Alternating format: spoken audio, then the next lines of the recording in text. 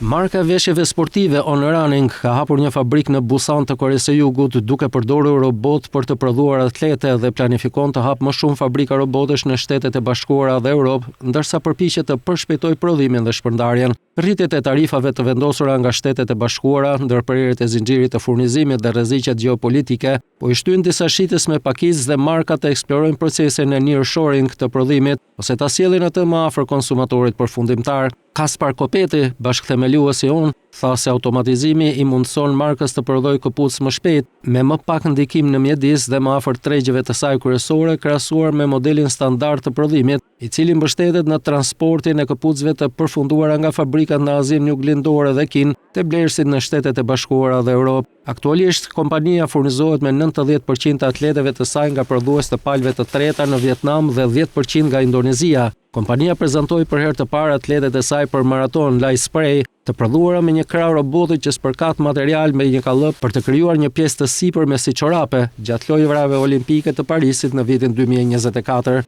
Fabrika në Busan me 32 robotësh, një zgjerim i madh nga fabrika e parë e tillë e AON në Zyri, e cila ka vetëm 4 të tillë dhe filloi prodhimin në korrik të vitit të kaluar. Mund të prodhojë rreth 1000 palë atlete në ditë me metodën e spërkatjes që kondenson prodhimin tradicional të pjesës së sipërme. Kompania themeluar në Zvicër në vitin 2010 tha se fabrikat e planifikuara të robotëve në Shtetet e Bashkuara do të ndihmonin në uljen e kostove të tarifave.